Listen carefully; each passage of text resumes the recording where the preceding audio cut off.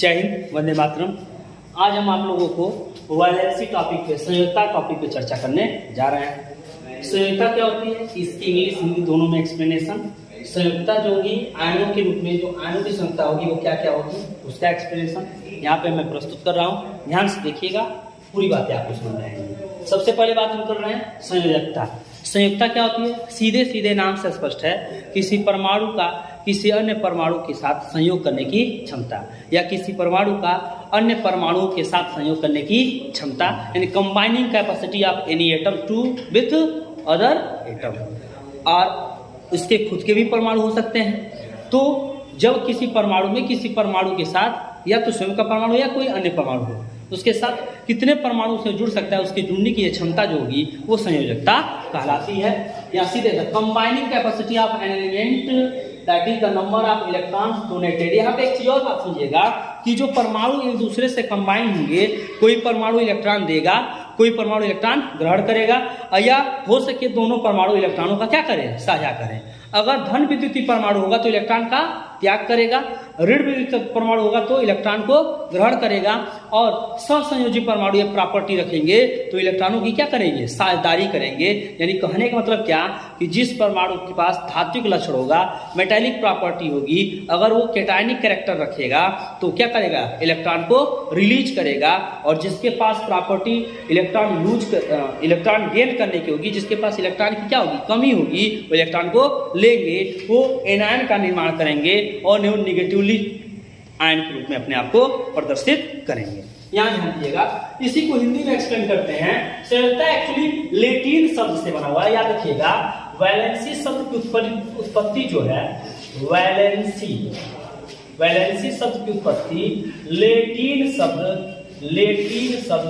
Valentia से हुआ है। किससे हुआ है, लैटिन शब्द वैलेंटिया से हुआ है, जिसका मतलब होता है to combining capacity, to combining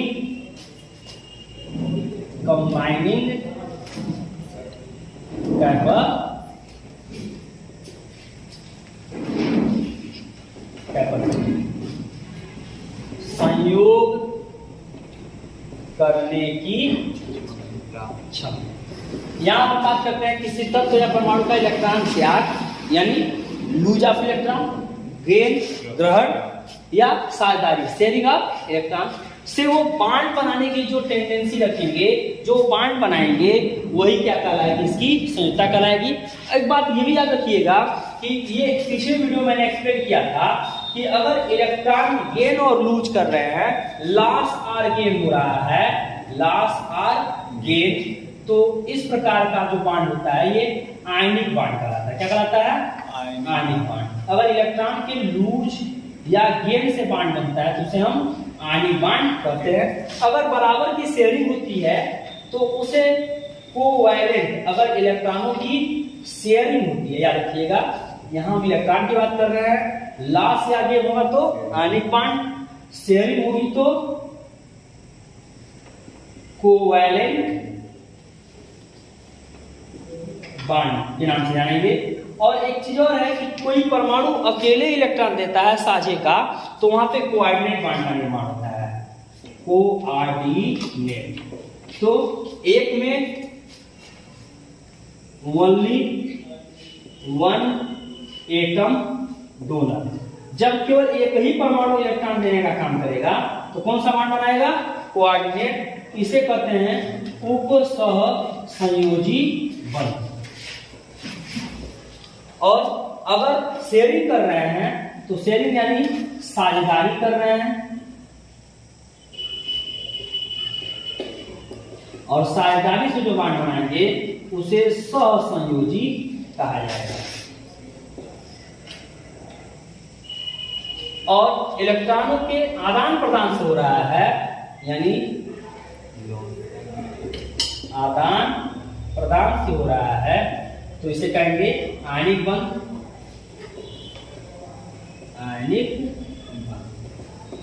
ये तो बांड फॉर्मेशन के बेस पे मेनली जो एक्सप्लेन किया जाता है उसे ध्यान दीजिएगा।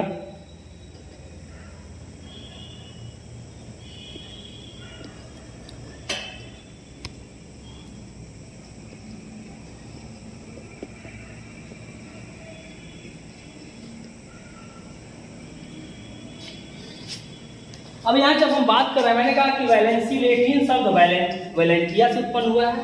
यहाँ वैलेंसी ऑफ आयन की बात कर लें, किसी आयन पर उपस्थित आवेश यानी चार्ज, उस आयन की संयोजकता कहलाती है, यानी जितना चार्ज होगा वही उसकी क्या होगी, वैलेंसी होगी। ये निम्न प्रकार के होते हैं। इट क्लासिफाइड इन, ये भी कर सकते हैं, it again divided in different part, इसको भिन्न रूप में भी बांट दिया गया। अब जो बांटे गए हैं, पहला क्या है, मोनोवैलेंट है।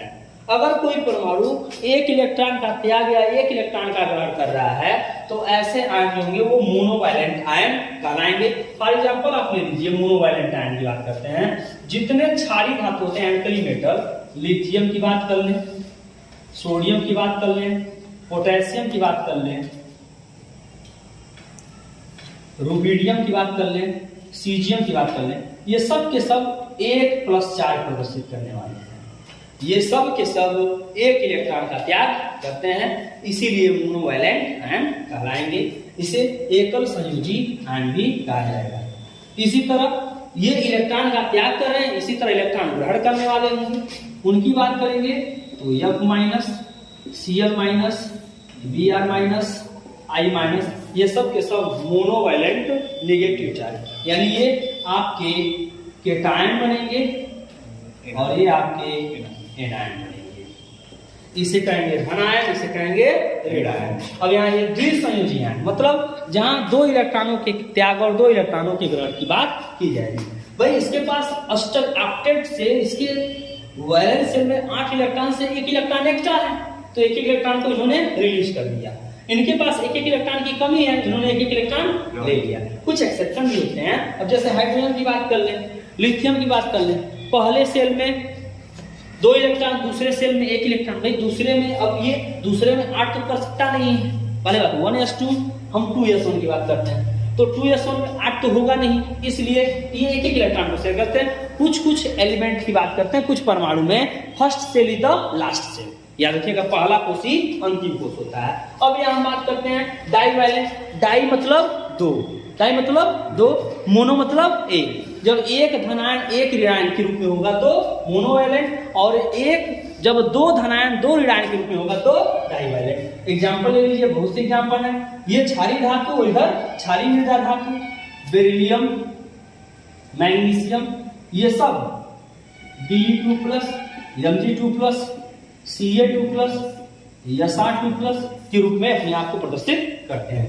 इसी तरह ऋणायन भी होंगे, O2-, S2-, ये आपके द्विसंयोजी आयन होते हैं। ये 2 इलेक्ट्रॉन ग्रहण करेंगे, ये 2 इलेक्ट्रॉन का त्याग करेंगे। यहाँ त्रिसंयोजी आयन की बात करते हैं, इसके बहुत से एग्जांपल देखने को नहीं मिलेंगे।